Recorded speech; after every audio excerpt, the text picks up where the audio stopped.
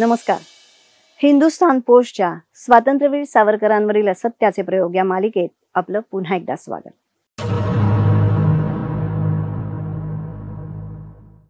ब्राह्मणांना झोडपायचंय, मग स्वातंत्र्यवीर सावरकरांना झोडपा. मनुस्मृतीवरून ब्राह्मणांना झोडपायचंय, तरीही स्वातंत्र्यवीर सावरकरांनाच झोडपा. कारण सावरकर आहेत हिंदुत्वाचे प्रणेते. किती ब्राह्मण मनुस्मृती आचरणात आणतात. स्वातंत्र्यवीर सावरकरांनी मनुस्मृतीबद्दल काय म्हटलंय हे जाणून घेण्याचे कष्ट देखील हे जातीयवादी घेत नाहीत. कारण त्यांना ब्राह्मण ब्राह्मणेतर वादाला खतपाणी घालायचंय, जाती जातीत विद्वेष निर्माण करायचा आहे, भले त्यात तुमचा देश नष्ट झाला तरी चालेल. स्वातंत्र्यवीर सावरकर मनुस्मृतीबद्दल म्हणतात, राष्ट्र मरणाच्या दारी उभे आहे.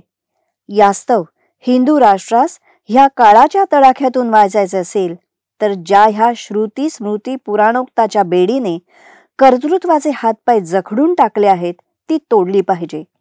आणि ती सुदैवाने अगदी आणि सर्वस्वी आपल्या इच्छेवर अवलंबून आहे, कारण ती बेडी मानसिक आहे.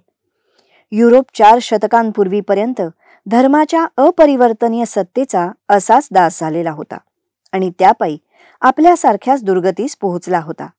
पण त्याने बायबलास दूर सारून विज्ञानाची कास धरताच, श्रुती स्मृती पुराणोक्ताची बेडी तोडून अद्ययावत बनताच, अप टू डेट बनताच युरोप गेल्या 400 वर्षात आमच्या पुढे 4000 वर्षे निघून गेला, त्रिखंड विजयी झाला.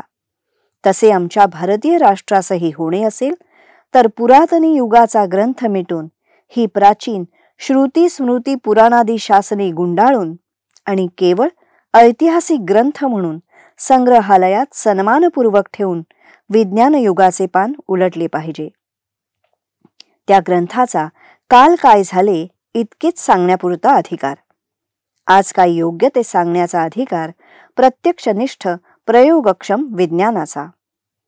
अद्ययावतपणातच मागच्या सर्व अनुभवांचे उपयुक्त ते सार सर्वस्व सामावलेले असतेच, पण श्रुती स्मृती पुराणोक्तात अद्ययावत ज्ञानाचा लेशही नसतो. यास्तव अद्ययावत अप टू डेट बनणेच इष्ट.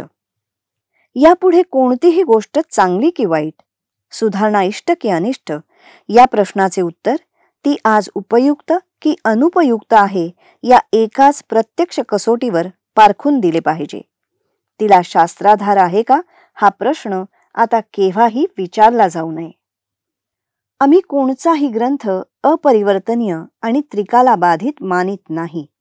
श्रुती स्मृती प्रभृती सारे पुरातन ग्रंथ आम्ही अत्यंत कृतज्ञ आदराने आणि ममत्वाने सन्मानतो, पण ऐतिहासिक ग्रंथ म्हणून, अनुल्लंघ्य धर्मग्रंथ म्हणून नव्हे.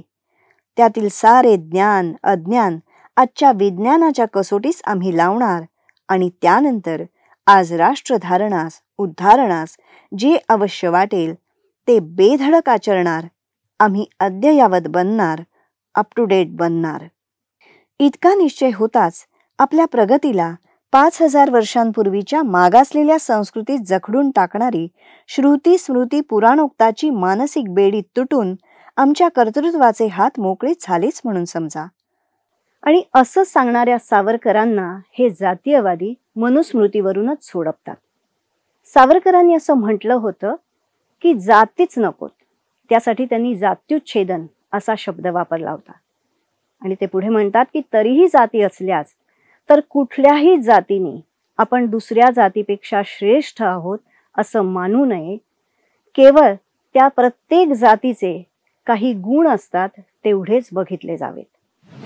ज्या ब्राह्मण समाजाला सतत झोडपलं जातं तो ब्राह्मण समाज आधुनिक तंत्रज्ञानाचा पुरस्कार करत, समाज सुधारणा करत केव्हाच पुढे निघून गेलाय.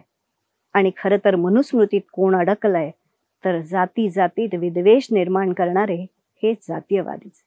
त्यामुळे त्यांना एकच सांगणं आहे की मनुस्मृतीतून बाहेर पडा, तुमचीही प्रगती होईल.